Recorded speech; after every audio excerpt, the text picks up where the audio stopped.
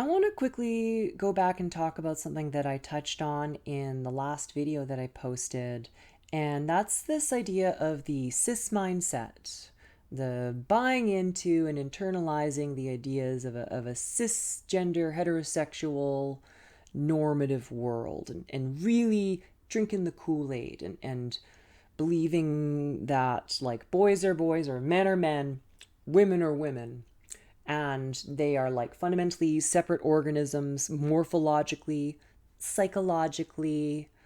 They're just different beings that are immutable, and the boundaries between them cannot be crossed except via, heterosexual monogamous congress. That's it. That's the only way the boundaries can get, mushed together into union that's, makes life or whatever, right? The biological imperative, the evolution, survival of the fittest.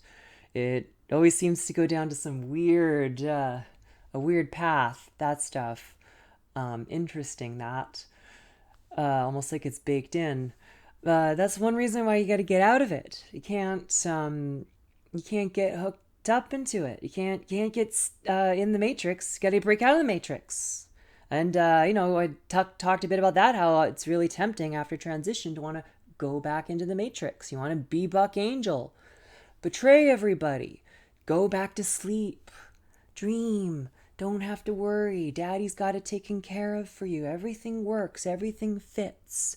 You are in the safe, true, objective reality. You don't have to think anymore. It's all decided for you. It's believing in Santa Claus again. It's forgetting that you can just be who you want to be. And the measure that you have been measuring yourself against is a false one. And that people don't have to go through years and years of suffering like many of us did. It's a painful place to sit. It's not pleasant to be here. It's like being in the ruined world in the Matrix. I don't want to belabor that too much. But it's hard to live in the real world. And also to admit that you don't fully understand things either. I don't have gender figured out. I don't have life figured out. My understanding of life is evolving. I'm a very different person. As I alluded to in the last video, I'm a very different person than I was like 8 years ago. It's incredible the change in perspective a person will have. I don't, I think I could have very well gone down a cis mindset. As I mentioned in, I know another video I've talked about on some channel somewhere, how likely I could have gone down a road of really internalizing this kind of cis mindset and perhaps being a Blair White or some other terrifying figure. Imagine that. Imagine a terrible future where Goku killed everybody. The point here, though, is that you don't want to be in cis mindset because it's an illusion. It's that dream of objective reality. You can't know objective reality. Objective reality is something that exists beyond our possible comprehension because we are subjective beings. We are little creatures. We're little evolved beings with little evolved senses that view things through a particular lens with particular values. We get hungry. We need to worry about that sort of stuff, right? But also, like, we've got our ideas that we live in too, because humans exist beyond the body. The body is this base vessel that is very amorphous and weird and unpleasant and uncomfortable and often does not conform to our ideal idea of what it should be, because the other side of where we're living is up here in our brains. That's why humans are so powerful. Humans are idea beings. Everything we do is through the shared medium of culture. We have language. We share with one another, and we learn and we modify our environment with little tools and technologies that we make. and that those ideas spread between individuals way faster than genes can spread. That's between generations. We can learn and adapt on the fly. We can modify ourselves and our environments in real time instead of millions of years. It's an extremely powerful game. Memes are the new genes. And human beings are just on another playing field from other animals in that regard. Animals quite clearly have culture. They have shared things they tell one another. They have communication systems. Many even use little tools to modify their environments. That's undisputable. But humans are doing it to a whole new degree. And it's, kind of a problem, really. But the point here is we live in ideas, that shared culture. That's like how we navigate the world. We can have an idea of something, but we don't really know the thing. We just have labels that we've put on it. Like in the Buddhism, it's the finger pointing the way to the moon. Don't focus on the finger or you'll miss out on all that heavenly glory.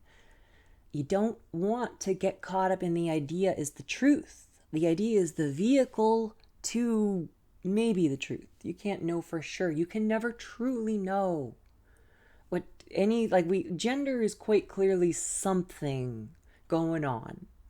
There's a relationship in the body. There's a relationship to other beings. Humans are both a biological and sociological intellectual being. So whatever gender is, it could be an interaction between those things. It's something, and it changes and shifts, and our ideas around it are constantly in flux. And if it's a thing at all, we can never know exactly what it is. We can only have our own little idea of it. And if you get caught up in someone else's idea of it, you're not living your life. You're living the life they think you should live. And they don't know better than you who you are. How could they? You know who you are. Everyone knows who they are better than anyone else could possibly know because they're not in here. They haven't been here this whole time. I've been in this body this whole time. You haven't been here. You don't know what it's like. You don't know what I've been through, man. They're not in our mindset. They're in their mindset. They're asleep. They're stuck in an idea that's comforting and makes them feel better about themselves. We don't want to lie to ourselves either. We don't want to tell ourselves a comforting lie. We have to look at unpleasant truths within ourselves. Of course we do.